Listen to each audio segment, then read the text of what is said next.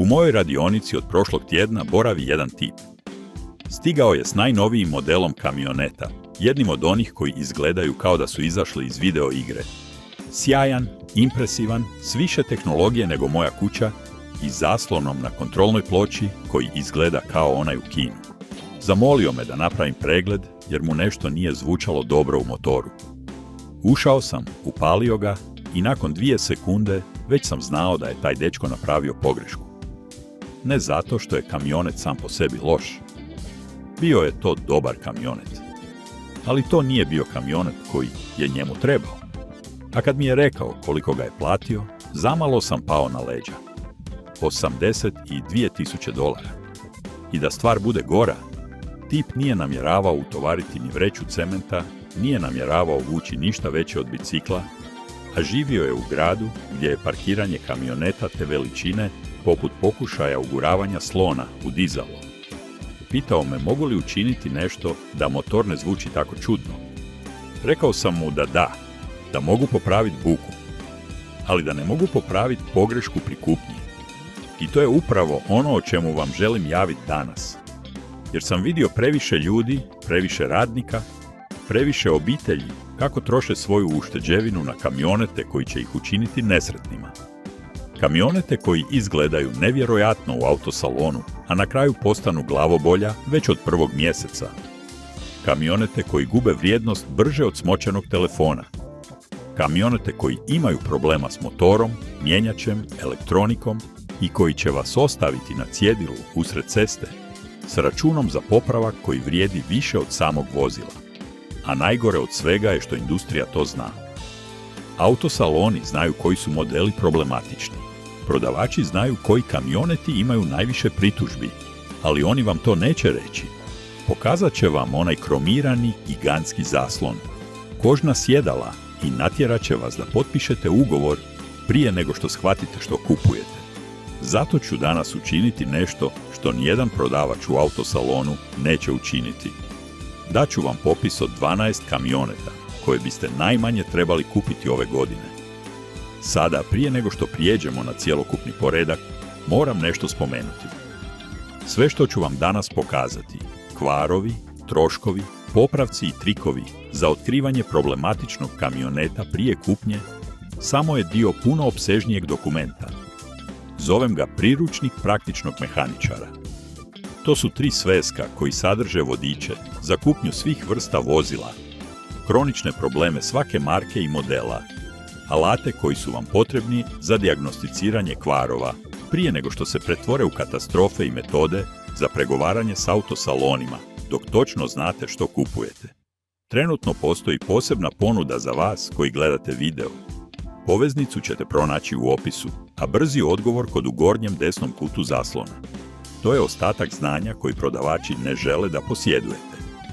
Ali vratimo se na poredak, jer ono što ću vam reći je dio koji mijenja sve. Idemo ravno na stvar. Ovdje je 12 kamioneta koje biste najmanje trebali kupiti u 2026. Počevši od onih najmanje loših i završavajući s onima uistinu katastrofalnima. Broj 12. Chevrolet Silverado 1500, godina 2024. nadalje. Ova boli kad je stavljam ovdje, jer je to kamionet koji je bio stup industrije desetljećima. Ali noviji modeli imali su ozbiljnih problema sa sustavom ubrizgavanja goriva. Motor od 8 cilindara, koji bi trebao biti srce kamioneta, zakazivao je u sustavu deaktivacije cilindara. Taj sustav gasi neke cilindre kada nije potrebna sva snaga, kako bi se uštedjelo gorivo. Ali u praksi, hidraulički podizači koji upravljaju tim sustavom prerano se oštećuju. Problem je toliko čest da radionice već imaju naziv za to. Kvar podizača. Popravak košta između $2.500 i $4.000. Ako je vaš kamionet izvan jamstva, morat ćete to platiti iz vlastitog džepa. Problem je u tome što je sustav dizajniran tako da kada jedan podizač otkaže, može oštetiti bregastu osovinu i cijeli motor. Tako se popravak od 2500 može lako pretvoriti u popravak od 10.000. Broj 11. RAM 2500, godina 2020 i treća nadalje s motorom Cummins od 6,7 litara. Sada, nemojte se zbuniti. Motor Cummins jedan je od najboljih dizelskih motora na svijetu. Problem nije u motoru. Problem je u svemu što je oko njega. Noviji modeli rama imali su problema sa sustavom kontrole emisija, točnije sa sustavom recirkulacije ispušnih plinova i sustavom selektivne katalitičke redukcije. Ti su sustavi potrebni za ispunjavanje ekoloških normi, ali u praksi stalno zakazuju. Senzori se oštećuju, brizgaljke ureje se začepljuju, a cijeli sustav ulazi u izvanredni način rada koji smanjuje snagu kamioneta na minimum. Vidio sam kamionete koji su tjednima bili u radionici čekajući zamjenske dijelove, a popravak može koštati između $3.000 i $6.000. Ako koristite kamionet za posao, to znači tjedne bez prihoda. Broj 10. Ford F-150, godina 2020 i četvrta i 25. Motor od 3,5 litara EcoBoost. Ovaj motor ima problem sa sustavom razvodnog lanca. Lanac se prerano rasteže. Kada se lanac rastegne, motor gubi sinkronizaciju. To znači da se ventili ne otvaraju i ne zatvaraju u pravom trenutku. Motor počinje zvučati kao da je u njemu hrpa špekula. Ako se ne popravi na vrijeme, lanac se može pokidati i motor se potpuno uništava. Vidio sam razvodne lance koji otkazuju na 60.000 km, a trebali bi trajati dvostruko duže. Popravak razvodnog lanca košta između $1.500 i $2.500. A ako se motor uništi, popravak može koštati više od 8.000. Broj 9. Toyota Tundra, godina 2020 i druga do 24. Motor V6 od 3,4 litre biturbo. Toyota je poznata po svojoj pouzdanosti, ali ovaj kamionet ima problem koji Toyotini inženjeri nisu predvidjeli. Motor ima problema s turbopunjačima. Sustav podmazivanja turba ne radi ispravno u određenim uvjetima vožnje, a turbopunjači se oštećuju prije 50.000 km. Problem je u tome što turbopunjači nisu jeftini. Svaki turbo košta oko $1.500, a kamionet ima 2. Dodajte tome radnu snagu i gledate u račun od više od $4.000. Toyota radi na rješenju, ali za sada, ako kupite jedan, kladite se da vaš kamionet neće imati taj problem. Broj 8. GMC Sierra 1500, godina 2020 i četvrta i 25. Dijeli isti problem kao i Chevrolet Silverado, jer je to u biti isti kamionet. Isti motor, isti sustav deaktivacije cilindara, isti problematični podizači. Ali Sierra ima dodatni problem koji se je specifičan za GMC. Sustav stražnjeg zračnog ovjesa, koji je popularna opcija, ima problema s curenjem i kvarovima na kompresoru. Zračni ovjes je skup za popravak. Novi kompresor košta oko $800, a zračni jastuci mogu koštati još $500 svaki. A curenja nije uvijek lako pronaći, što znači da vam radionica može naplatiti nekoliko sati dijagnostike samo da bi otkrila gdje je problem. Broj 7. Nissan Titan, godina 2023 i 24. Nissan je imao problema s automatskim mjenjačem s 9 brzina u titanu. Mjenjač ima kvarove na pretvaraču zakretnog momenta koji uzrokuju vibracije i trzaje pri ubrzavanju. To je problem koji se javlja između 30 i 60.000 km. Nissanovo rješenje u mnogim je slučajevima bilo zamjena cijelog mjenjača. Novi mjenjač košta oko $5.500. Ima nekih titana koji su trajali duže, ali rizik je velik. Broj 6. Ford Ranger, godina 2024. Motor od 2,3 litre EcoBoost. Ovo je manji problem, ali jednako dosadan. Sustav izravnog ubrizgavanja goriva uzrokuje nakupljanje čađe na usisnim ventilima. Nakupljanje čađe može uzrokovati neispravno paljenje, gubitak snage i puno veću potrošnju goriva. Problem je u tome što čišćenje ventila nije jednostavan popravak. U mnogim slučajevima potrebno je rastaviti dio motora kako bi se pristupilo ventilima. Potpuno čišćenje može koštati između $800 i $1200, a ako se ne očiste na vrijeme, mogu trajno oštetiti ventile i sjedišta ventila. Broj 5. Ram 1500, godina 2024. i 25. s motorom od 5,7 litara Hemi. Ram 1500 ima problem sličan Silveradu, ali umjesto hidrauličkih podizača, problem je u sustavu varijabilnog upravljanja ventilima. Aktuator koji kontrolira varijabilno upravljanje ventilima može se zaglaviti, što uzrokuje nemiran rad motora i stalno paljenje lampice za provjeru motora.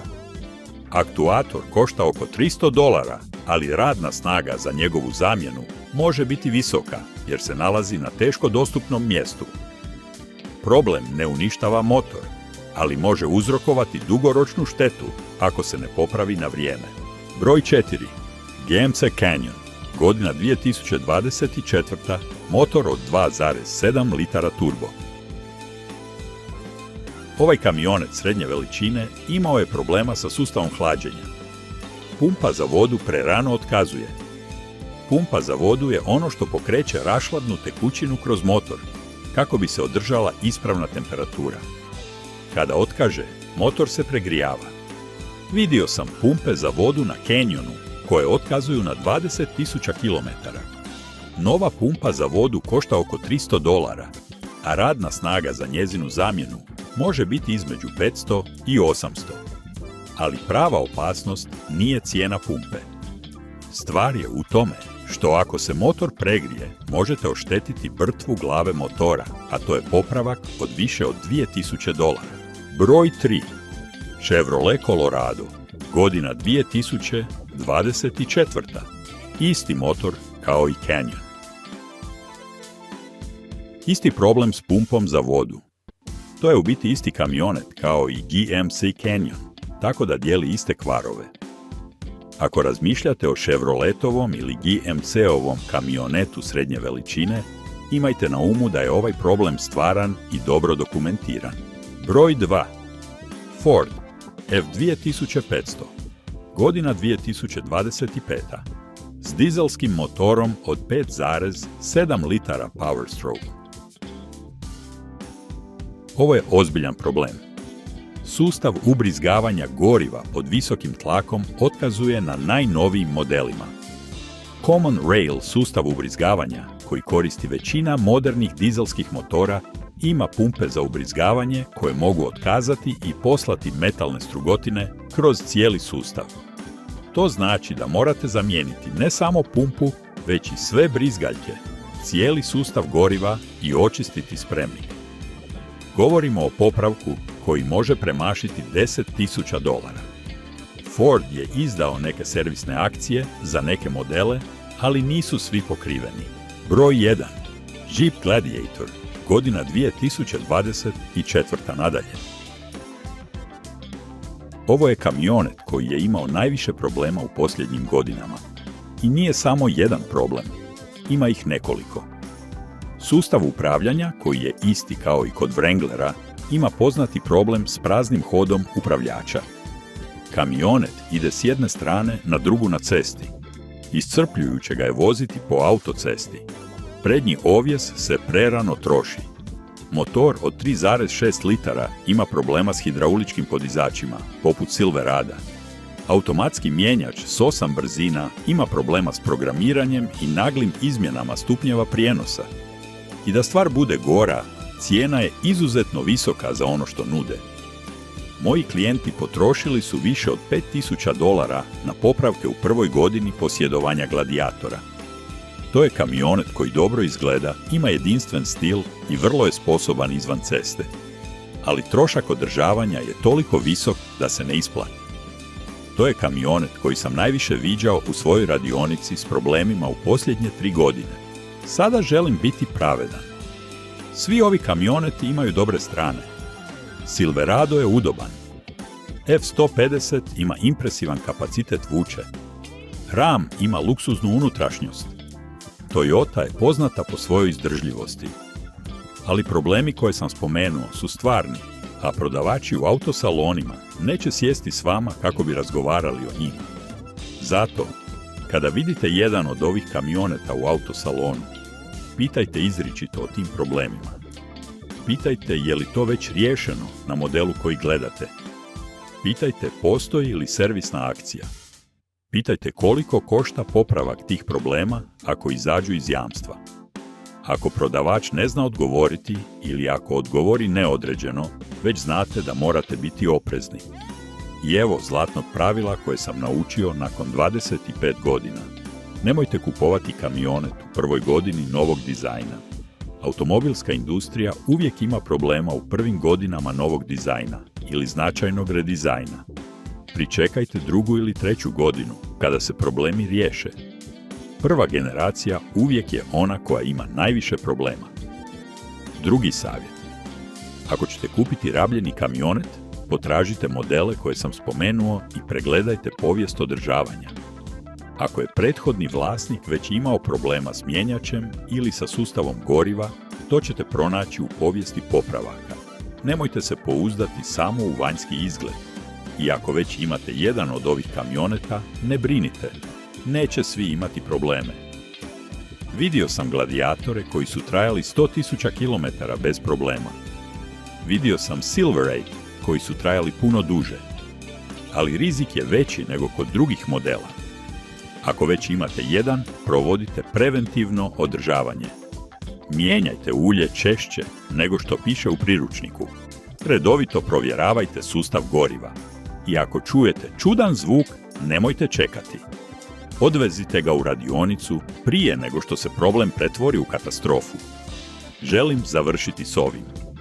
Prije 25 godina, kada sam počeo u radionici, nisam imao nikoga tko bi mi rekao koje kamionete izbjegavati. Naučio sam popravljajući one koji su se kvarili, gledajući iste probleme iznova i iznova, slušajući svoje klijente kako pričaju svoje priče o frustracijama s autosalonima. Naučio sam da automobilska industrija nije uvijek na strani kupca. Naučio sam da najbolji način za uštedu novca nije pregovaranje o dobroj cijeni, nego kupnja kamioneta koji se neće pokvariti. Sve te informacije, sve te popise, sve te kronične probleme, svakog modela, alate za dijagnosticiranje rabljenog kamioneta prije kupnje, trikove kako bi prodavači znali da vi znate što kupujete, sve sam to prikupio u datoteku koju zovem priručnik praktičnog mehaničara. To su 3 sveska koji sadrže detaljne vodiče za svaku marku i model, specifične probleme svake generacije, servisne akcije koje autosaloni ne spominju uvijek i stvarne troškove održavanja koje vam nitko ne govori kada potpisujete ugovor. Ako vam je ovaj video bio koristan, ako vam se svidio stil i želite naučiti više, imam posebnu ponudu za vas. Poveznicu ćete pronaći u opisu videa, a brzi odgovor kod u gornjem desnom kutu zaslona. To je potpuni pristup 3 svescima priručnika. Tamo su svi kamioneti koje sam danas spomenuo i mnogi drugi. Kvarovi, popravci, skriveni troškovi i modeli koji se uistinu isplate. Znanje koje mi je trebalo 25 godina da naučim i koje sam odlučio podijeliti s onima koji žele kupiti kamionet bez žaljenja. Nije potrebno da išta kupite danas. Ali ako želite imati potpune informacije, one koje će vam uštedjeti $1000 u popravcima i glavoboljama, poveznica je tamo. A ako ne, i to je u redu. S onim što sam vam danas pokazao, već imate dovoljno da počnete postavljajući pametna pitanja u autosalonu. A to je već više od onoga što radi 90% kupaca. Javite mi u komentarima koji kamionet razmatrate kupiti ili imate li već neki od onih koje sam spomenuo. Ispričajte mi svoje iskustvo. Ja čitam sve komentare i odgovaram uvijek kada mogu. Ako imate pitanja o nekom određenom modelu, pitajte i daću vam svoje iskreno mišljenje. Zapamtite, kamionet nije samo vozilo. To je alat za rad, obiteljska investicija, odluka koja će utjecati na vaše financije godinama. Odvojite vrijeme za istraživanje. Nemojte se prepustiti izgledu. Pitajte. Istražujte. I ako imate dvojbe, razmislite 2 puta prije potpisivanja. To je razlika između kupca koji požali i nekoga tko kupuje s povjerenjem. A vi ste, s onim što ste danas naučili, puno bliže tome da budete među ovim drugima. Do sljedećeg puta. Pazite na sebe, pazite na svoja vozila i nemojte kupovati kamionet koji će vas učiniti nesretnima.